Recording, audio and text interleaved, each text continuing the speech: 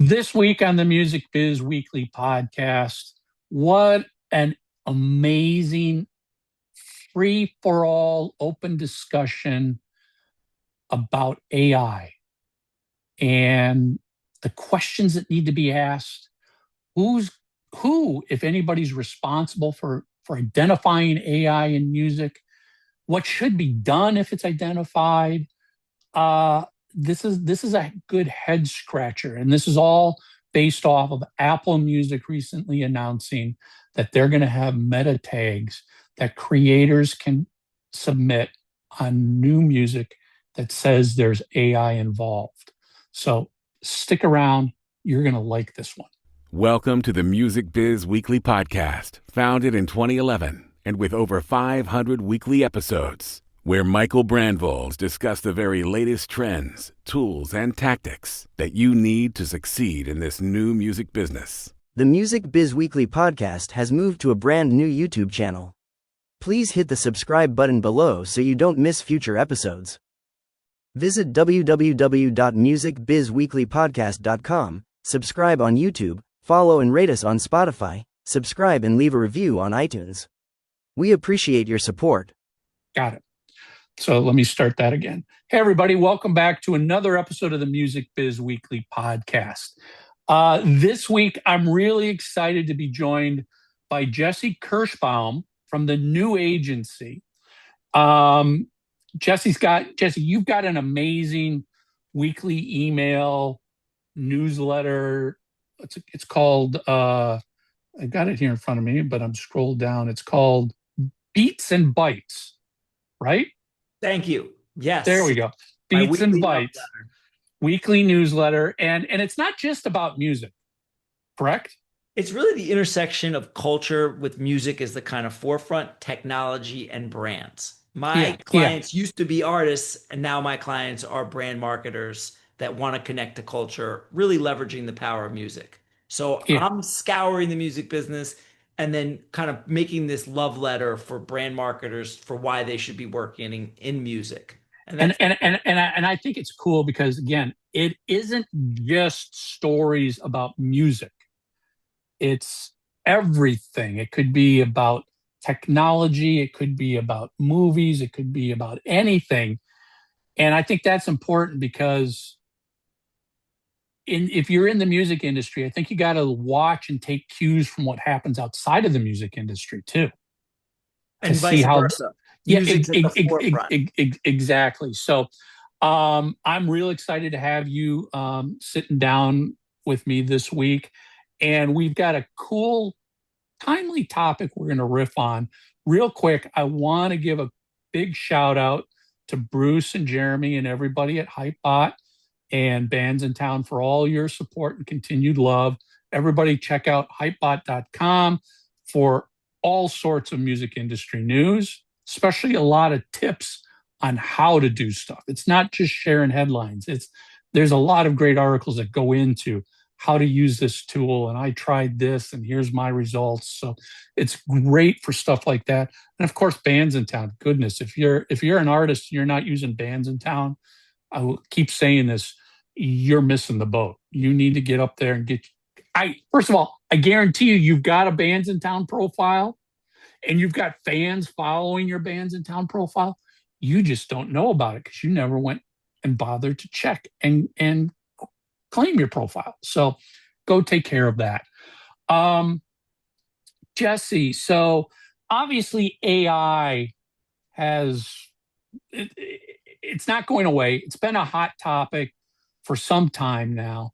But in the last week or so, I saw a story pop up that Apple Music was now going to have basically meta tags that can identify content as AI created.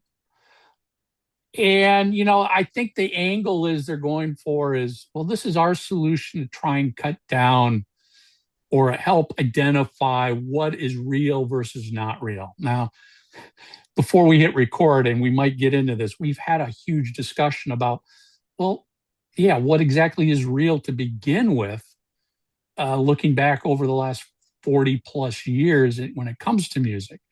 But everybody is looking at, well, how do we stop the influx, and do we even want to stop the influx of AI music and AI bands and everything else? Does it need to be stopped? Does it just need to be identified, flagged, so a consumer slash listener knows what they're listening to? Because I will start our discussion here with something I've always said. At the end of the day, it's about the song. That's what the listener is interested in. A great song. And I can tell you, as a listener, when I listen to a song, I don't know who played on it. I don't know where it was recorded. I don't know how it was recorded. That knowledge for me as a listener comes down the road if I've gotten hooked on the music. And then I feel like diving into that rabbit hole of, well, who produced this? Who played on this? Where was it recorded? What instruments were used? If the music's hooked me enough, that's my next step as a fan, is to start learning about the music and the artist. But when I discover when Spotify puts something in front of me on my Discover Weekly playlist, all I do is hit play and listen. That's it. And if I like it, I go down that rabbit hole. So it's enough to grab you there. You don't want a little bit more context. You don't need 3 touch points. I feel like you need to kind of, beyond the song, it's how it's introduced. If I sent you a song and said, you got to listen to this, it would be yes, different than if Spotify's algorithm serves me 100 songs on New Music Friday. It's hard for me to really be able to grab it that way. I need a little bit more of a storyline, and the song has to be good in order for me to be hooked. yeah, I mean, I obviously will trust the judgment of my friends way more than I'm going to trust the judgment of some third party unknown influencer. Because I mean, as a fan, I just don't know what's actually driving that influencer to push that product. As marketers, you and I know there's people out there that are incredible influencers, but at the end of the day, they're being influential because somebody's paying them to be influential. But that argument could be the same for Rolling Stone and Vibe Oh, magazine oh no, and no, Billboard. you're 100% right. That's why I've gotten to the point where, unless the recommendation is coming from somebody I know and trust and understand what their likes are, and they understand me, I will trust a computer algorithm more than I'm going to trust the random influencer on who's got a third party playlist or an Instagram feed or a blog or whatever, Rolling Stone magazine. I don't know what's driving that gatekeeper to pick these songs versus these songs. And I think that word gatekeeper is key, because a lot of times those gatekeepers are driven by something other than purely what's good or bad. I like the trust. I think that the trust in the algorithm is an interesting perspective and positioning. Like, does Spotify have an agenda? Are they being paid to put something Oh in the algorithm to serve you? no, It's not a pure algorithm. no, you are 100% right there. I mean, I think we all know that, who's got greater influence on the Spotify world? Major labels versus independent artists and independent labels. But saying all of that, it's almost like I approach everything not trusting it. It's just a matter of how much I don't trust something versus something else. Oh, I've been using Spotify for, I don't know, well over a decade. Myself solely, not shared with friends, not shared with my daughter.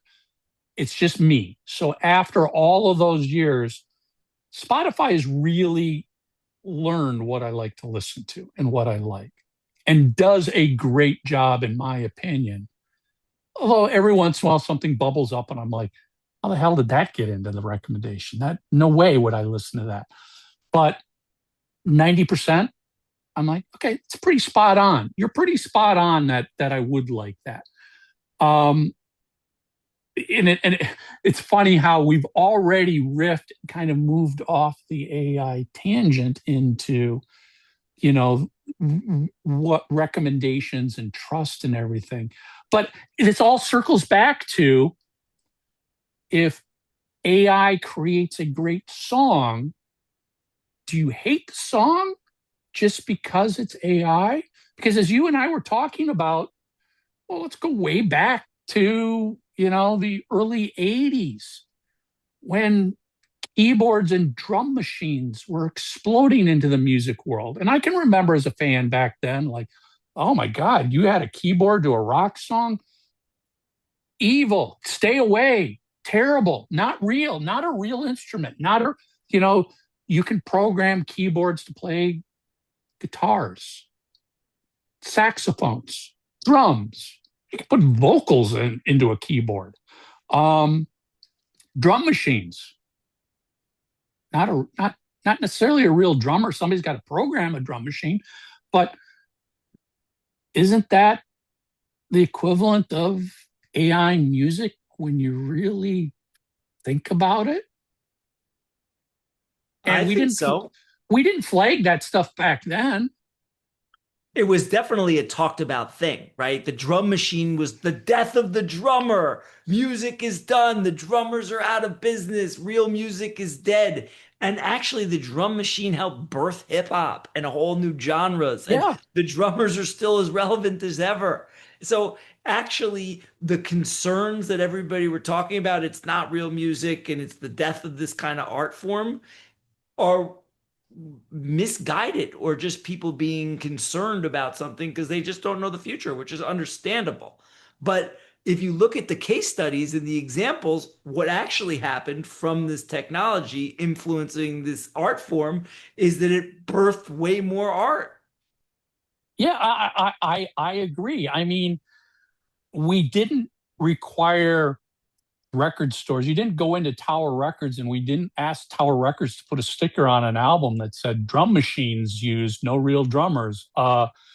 Saxophone not real on this album. It's a keyboard generated saxophone sample. We didn't have flags, stickers on albums saying, "Oh, this person couldn't sing in tune," and they use Pro Tools to fix the vocals on here. Uh, we didn't require that. We never even required, tags to say, well, this band, this singer didn't write their own songs. They used 12 different songwriters to create one song. You, as a fan, would learn all of this. Back to what I started with. If you liked the music and then started diving down that rabbit hole of, oh my gosh, yeah, let me look at who's the songwriter. Oh my God, there's 6 people on this song, and not one of them is the artist. Well, the big question I would ask you, Jesse, and everybody listening, if that moment you learned that, did you all of a sudden say, I don't like this song now? The Absolutely song? not. I don't. That's the thing. It's like it doesn't. You're not cheating. It's not like you're playing baseball with a hyperactive bat. Like, this is art. If you like it and it makes you feel a certain way and it sounds good or it's brought to you in a certain context, who cares if the paintbrush was a real paintbrush or an electronic paintbrush or an acrylic paintbrush? Like, it's not a competition in expression of music. It's about a feeling. It's different than if you had to all use the Exactly. same instrument. If it was like, okay, we're going to do a rap battle and you can't bring a gun to a knife fight. That's unfair. But this isn't that. This is a world of expression. And I think we're arguing over, does it need to be declared if this person's used a component of AI in their music? I think people are very up in arms about it. It's emotionally charged because it's new and it's changing the conversation, and there's all sorts of other AI ripples happening in the world, but it's really not the point. The point is, do you like the song? Do you like the way it makes you Well, feel? Do you like the at the end of the day, to that's it. you? If it's a great song, it's a great song. I'm going to like it. It doesn't change the song if 25 years later I learn the guitarist in the band didn't play the guitar solo because they were out sick that day. So a studio musician sat down and played it. I mean, studio musicians have been part of recording music before technology ever existed to record music. Oh, we're going to have somebody come in overnight and play that guitar solo note for note the way the original guitarist did, but it sounded better with this guy doing it. I still like the song. And who knows if it's going to be better or not? It all depends on the context, right? Like some of the biggest songs of all time are TV songs. They're jingles, right? Alan Thicke created these amazing TV classics. Would the next generation of songs, like these next catchy jingles, are all coming from podcasts and they're using Suno to make the theme songs. And these theme songs that are, AI infused, even if they come from a producer, are very catchy because you hear them every week, every day in your ear, and they pump you up because these are the shows that you love and listen to religiously. Are these songs worse or better than the Brady Bunch? Just because the Brady Bunch was written by a person that, did it with his own two hands and his buddy in a room in Beverly Hills?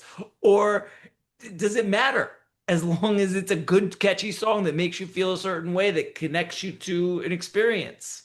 Well, let me ask you back to the topic of Apple adding these meta tags to identify AI. And honestly, we don't even know what the end result will be if they identify it. Does that mean a song is completely removed? Is it just labeled as AI generated? I mean, there's whole different that's a whole different discussion of like what could or should happen.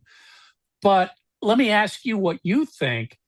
This is Apple asking the creators to tag their own music, whether they used it. And I want to know what you think, because my feeling is if you ask the creators to tag it, they're not going to tag it. They're just not going to, unless there's a severe penalty put upon them for not doing this. So, is Apple actually accomplishing anything with this? And more importantly, should it be?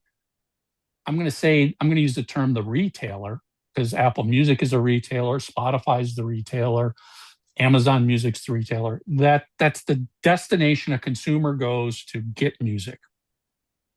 Is it the retailer's job to do that?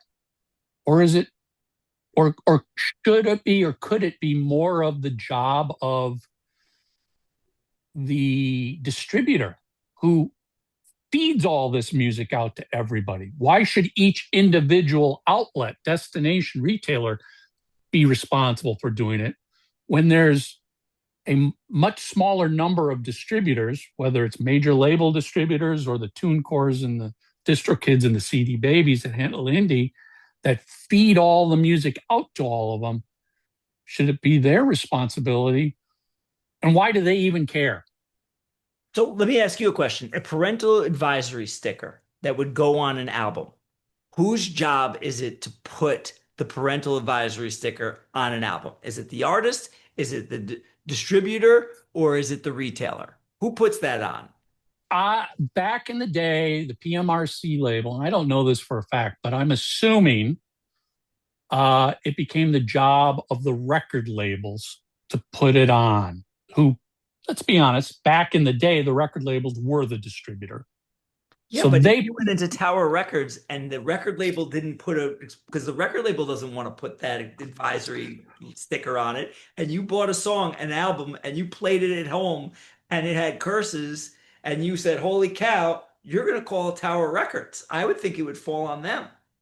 Well, but let's also go way back to, one of my clients is Blackie Lawless and Wasp, and he was one of the original targets of the PMRC back in the 80s for his song Animal Fuck Like a Beast.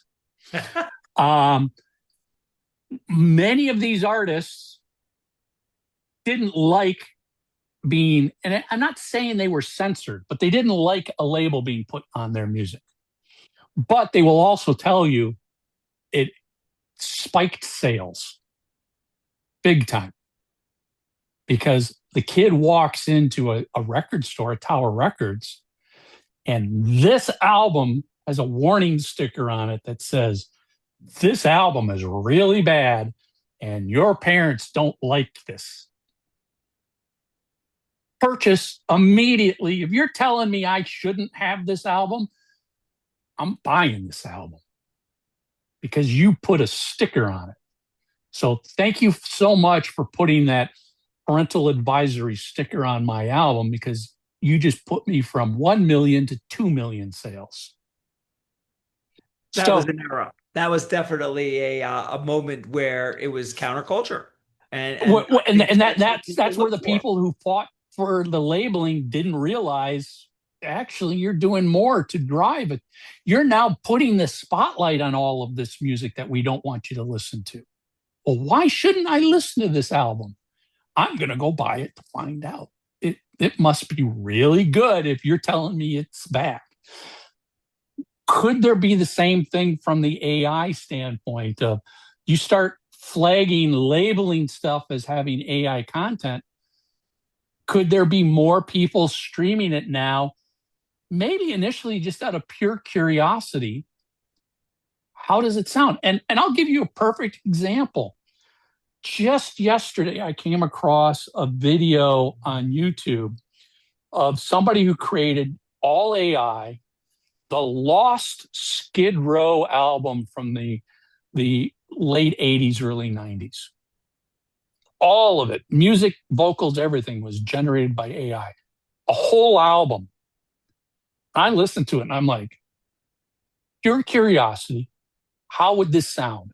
And I'm going, wow, that vocal sounds exactly like Sebastian Bach. But it was AI generated. The music sounds like something Skid Row could do, but it was all AI generated. Now, curiosity got me to hit the play button. But that should be labeled on an Apple system, because I shouldn't go on there and be looking for Skid Row and have it be an AI generated album. I should be able to find it on Apple Music, but in that instance, if it's a clone but not an actual, then I think that should be labeled, because I don't want to. And I agree. I think this gets into what are we actually identifying, and what's the results of once you identify it. If the artist themselves uses AI to help them with lyrics or to create the demo of the final song, that's the artist's choice. It's their band, it's their career, it's their music. They're free to do whatever they want. Now, if somebody clones and copies the band, vocals, playing styles, lyric styles, uses the band's name when they release it, that's an issue. It's like copyright infringement. Now, should that be allowed to go up, or should that immediately be pulled down? Should it be 100% flagged? Should it not be permitted to use the name Skid Row at all? And somebody just says, I created an incredible hard rock lost 80s album. Give it a listen. And maybe they can say it's in style similar to these half a dozen bands from the 80s. There's different levels here, obviously, that need to be thought out. And I think that's what I'm kind of getting at here is, are we right now just playing a quick game of whack-a-mole right now, where people are like, oh, quick, boom, let's slap that one down. Oh, but you slap that one down and another one pops up over here, slightly different. Shit, we didn't write the code to get the new mole that's going to pop up. We got rid of that one mole over here, but Somebody, we've always said on this podcast, somebody's always out to game the system. They look for the holes in the system. They game it until the hole is shut down. Then they find the new hole and they game that until it's shut down. It's a game. That's everywhere. That's everywhere. Betting to prediction markets. Exactly. It's just, a developer, a startup can't envision how it's going to be used and abused until it is used and abused. And then the developers and the coders are like, well, let me shut down that hole. We didn't think about that. But shutting that down, does that adversely impact legitimate people who might get caught in the trap? Does it open up a new way they can take advantage of the system? That's what we're in my mind. That's what we're dealing with right now in this AI world. Is it's a whack-a-mole game, and I'm not saying at all AI is bad, not at all. And before we hit record, we were talking about how AI right now is just in the kind of bells and whistles stage of discovery right now. Oh, you got to get this AI app because it does great music, and this app does great video, and this one does photos, and this one writes great copy. You've got to go seek it out, use it, direct it. And it's a lot of cool stuff of like, oh, that's freaking cool. I could take this old photograph of me and I can dump it into an AI app and turns it into a video. That's fucking cool. It's kind of like squirrel, what's the new shiny ball that I'm seeing? Ultimately, AI is going to evolve so we don't even realize it's happening. It's so embedded into software, hardware, websites that it's just doing it as it's needed. And, I would hope something will come back and say, oh, by the way, our AI algorithm enhanced your photo this way. If you don't like it, click this button and we'll give you back the raw, untouched file for you to use. I'm hoping that always is there. But ultimately, AI, by its very nature, is learning. And the more it learns, the better it gets. Is that scary? Well, I think the unknown is always scary and change is always scary. But the end result, I think, is going to be amazing for the content that musicians can create, the time it can save a musician, the money it can save musicians. I mean, I'll ask you, why should it only be the biggest, richest musicians that can afford to hire studio musicians to come in to play exactly what they want? The independent band down the street would love to do that, but they don't have the money to hire a studio musician to come in. And they'd love to add saxophone to this track, but nobody in the band can play saxophone. So they use AI. Brilliant. AI moves the needle and makes more amateur artists better artists. It lifts the bottom up. It makes music more accessible. It makes everybody able to make music. It creates a whole new market of amateur musicians that now can release songs that feel and sound great off of prompts, off of ideas. You can now speak an idea into a song if you're not a really well-trained musician. And that's super exciting. And to bring it back to Apple, I think Apple's not playing whack-a-mole. I think some of these companies have a bigger holistic look.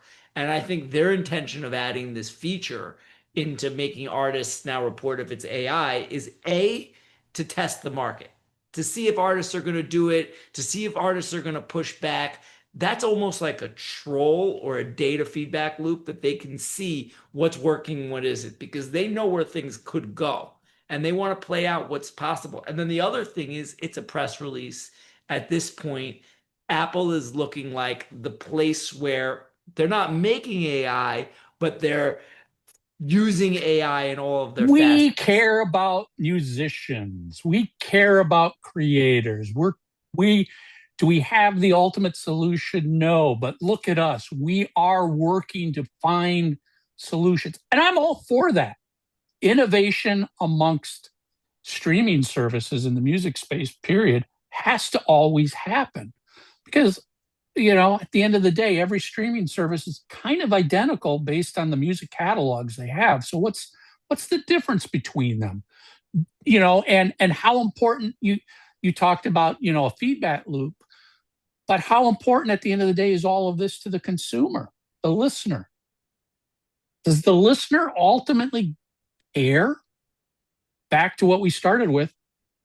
If I love the song, I love the song. But if it I'm doesn't Apple, matter. might as well test and learn.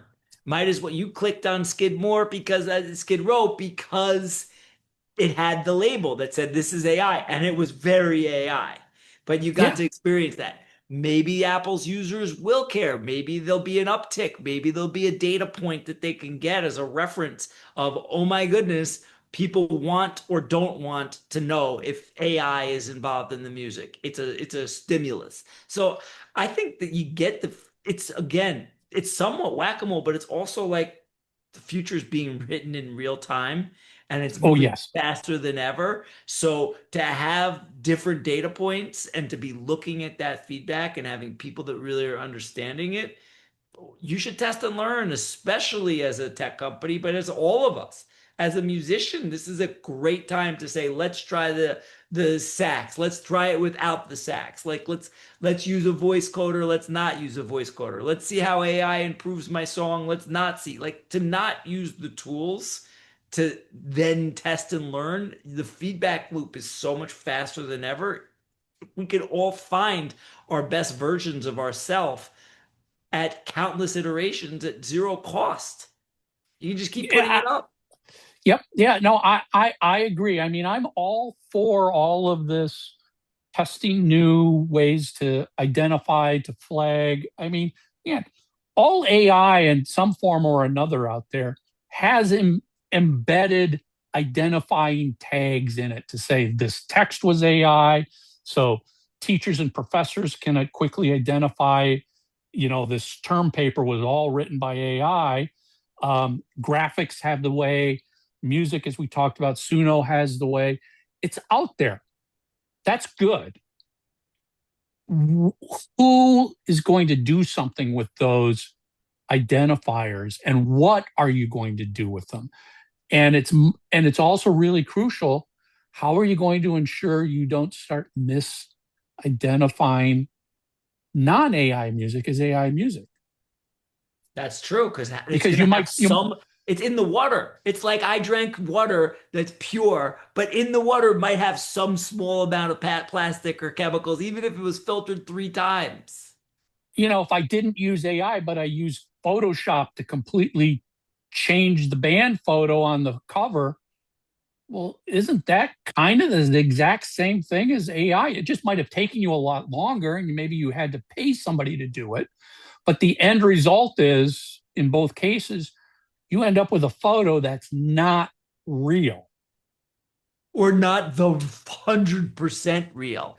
It's Yeah, like it becomes a race to be who can be the most authentic. It's like it almost reminds me of Justin Bieber's crazy Grammy performance. He took off all his clothes and just played a guitar. Now he was using different instruments and stuff, but like still he was so vulnerable because he was naked. You could see there was no clothes disguising, there was no outfit. You could fully understand who he is in that moment. That's how raw he was. And that's also a marketing tactic because it's impossible to be fully to have no AI, no digital, no it's like a moot point to an extent in 2026 to not be using any overlays or any you're 100% right. on a You digital can't streaming you service. can't avoid it. This genie is way out of the bottle and never going back in. And it's actually, as I said earlier, going to become more deeply integrated into our everyday lives to the point we don't even realize it's doing stuff. This isn't like NFTs, which were a flash in the pan and a hot topic for a year and then kind of disappeared. Now we know the underlying technology of NFT is still out there, but it's not, NFT is not what's being sold anymore. And at some point, AI isn't going to be what's sold anymore. It's just going to be this tool works and makes it easier for you to do what you want to do. How are we going to identify who has to identify, and what is the quote unquote penalty if you are identified? Does your content get pulled down, or does your content just get labeled as may contain AI content? The issue for me isn't if it has AI. The issue is that AI is so generative that you can put up 100,000 songs. There's like no limit to let's do this song let's flood the system. So now Yeah. when you have 100,000 songs a day coming out on Spotify and AI can make it 700,000 songs a day, how do you ever be able to cut through the noise? It just makes so much more slop. So being labeled is one thing, but the other question is, should you be charged a token for the amount of AI? Like, should you be charged if you're feeding the social graph with slop and it's diluting the ability for other music to be able to cut through? And those are excellent points. And it comes into the what is the end result if you're identified as AI? Do streaming services create a separate area of the website where all AI music resides completely on its own? It doesn't get intermixed with everybody else. Do AI identified tracks not get the same algorithmic love from streaming services, meaning pushed out through Discover Weekly? Do you, as the creator, do you not get the same benefits of a human creator?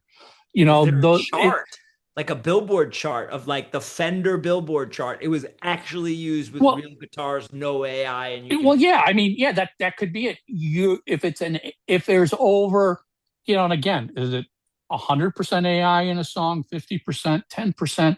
If there's X percent of identified AI content in a song, is it omitted from ever charting anywhere? You don't get the benefits of being able to chart. I don't. I think it's the opposite. I think that AI is too ubiquitous. I think it's if you don't use AI, maybe you could go on a separate chart. Like we're talking about 90% of the music is going to be AI, and we're just moving. 90% of your emails are going to be AI. We're just moving more and more. We're going to have AI maybe installed inside of our bodies. We come back to, well, so then if you just used a drum machine, are you now risking being labeled as AI? Of course not. If you're using a keyboard to play background guitars, is that AI? And do you get and if you don't, so then why would AI get penalized but not that other one? These are questions that have to be discussed, thought about, addressed. I think at the end of the day, and we need to wrap up here, there is not going to be a simple solution like some musicians and some fans want. Just get rid of it. Just don't let it come up. It's not as simple as that. Why don't we lock 30 of us in a room and it's like the Alexander Hamilton? We could even make it a Broadway show and we will come up with the answers. It's logical. I do think that the answers are written for the moment. We can debate this till the sun comes up, but there is a way to kind of see this. Maybe if we put a quorum together, we could come up with like the white paper on what is a proper way to approach music in AI right now. There's a lot of questions that have to be asked. And I think the average fan and musician are not asking those questions. They're just like, no, don't want it, don't like it, shouldn't exist. Well, that's not a discussion to have. It's going to exist. So the question is K-shaped. It's like, I don't care or I don't like it. Like most people don't care if it's in it or not. And then a lot of people feel strongly that they don't like it if it's in it. But and the question is, of those who feel very strongly they don't like it, what's the breakdown of musicians versus listeners and consumers? Is it majority of the content creators who don't like it, but the consumers don't care? I mean, that leads your development and where you go in a different direction. You know, at the end of the day, these streaming services, it's the consumers, it's the listeners who are paying, who are hitting the play button. And if most of them don't care, well, then don't make them change what they're already doing and enjoying just because some musicians don't. And this all goes back to, yes, something has to be done if somebody flat out steals somebody else's original content and turns it into an AI song. That's a question. How do you identify that? And what do you do with that? It's a very good point. If somebody steals your song, there should be an easy way to flag that. And then it should be a conversation, because to be honest, it's good for Skid Row that they made this AI song because they're relevant. Like, things are generative. So they should allow fans to create generative art. How it's profited and how it's paid, that's something that needs to be worked out. And there needs to be systems and guardrails, no question. But you got to remember that the streaming services don't listen necessarily to the consumer. The consumers have more power than they think, but the streaming services, it's classic Steve Jobs. He was making products for where he thought the puck was going. If he was listening to his consumers, Ford would be making faster horses. And that was his classic. The consumer doesn't know. I'm going to tell them what they want. And I think Spotify is making things that's better for them than necessarily the consumer. And then it's becoming habit. I don't know. Did the world really need all these podcasts? Did the world really need all of this kind of digital music? Does the world need the artists that they're promoting versus not? Like, they're making decisions based on their best interest, not just the consumers. The consumers have a lot of control if we gathered and as a consumer, your power is your behaviors are being watched intently every time. What do you do? Where do you move? What do you click? How long are you here? They're studying all of that. You might not realize it, but that is your biggest influence, is how you use things, what you use and what you don't use. They watch that stuff intently. If you don't use this certain new feature, maybe 6 months from now, it just quietly disappears because most people weren't using it and it wasn't worth maintaining the development team to stay on top of it. That's the influence. So, as a consumer, yeah, there's a lot of curiosity to listen to AI, but if you don't click the play button on AI tracks, that tells them something. The real-time data, they're listening to that. And they're getting it so fast. It's not like it's going to tower. It's not how it used to be. Yeah. Data is so clear and present, and then they can just maneuver based on how they want you to move or how you're moving and responding so that they can continue to grow. I've always said, at the end of the day, as a fan, as a consumer, you vote with your wallet, not with what you're saying online in Facebook groups and pages, not your comments, your wallet. You could post online that I'll never buy a ticket again to go see this artist because of what they did, but you bought a ticket anyway out of curiosity. Well, they don't give a crap what your reason was. You bought a ticket. That was you voting yes. Same concept applies here. With your attention. If this really bothers you, stop with the complaining online and actually let your actions speak. Don't click that YouTube video that's AI out of curiosity. Don't click that song on Spotify or Apple Music out of curiosity. Because at the end of the day, the click says, yes, I want this. I like this. I acted on this. And their observations of your habits and other fans' habits are going to be, yeah, we could just remove all this stuff, but look at all the people who want to hear it and listen to it. And And they're it not doesn't even have to listening be for just want, it just is engaging with it. They're spending their attention on this. Love they're it or spending. hate it. They could be Yeah. rage baiting you, but that's fine because you're thinking about it. They've got your attention. So it's really not even like the way you spend your time, if you love it or hate it, is good enough for them. If you don't pay attention, you don't click on the app, you don't open Spotify, that's when they're in trouble. Yes, there's an old saying that that Gene Simmons and Paul Stanley of Kiss always had: "Love me or hate me, I don't care. Just get out of the middle." It's the If you love me or hate me, you've got passion. You're doing something. It's the people who are in the middle that don't care. Those are the ones we worry about because they're not doing anything. If you turn these sites off, that's when they're worried. Like they want you engaged, and they've seen that. They've learned so many lessons. They're so far advanced. They've had How many how decades many of intel. how many clicks you make, how long you let that play before you click off to something else tells them something. It's like, oh, you left after 1 second, or you sat and listened to this for 2 minutes and 30 seconds. If you listen for 2 minutes and 30 seconds, the assumption is you liked something there. Something there intrigued you. And if it intrigued you, it's going to potentially intrigue hundreds of thousands of other people. And then they So, start saying best practices. Your song should only be 30 seconds long. Your song should only be 1 minute. Your song, like they start to transfer the integrity of the art in order for it to perform better on their platforms so that they can monetize it or be able to get more engagement.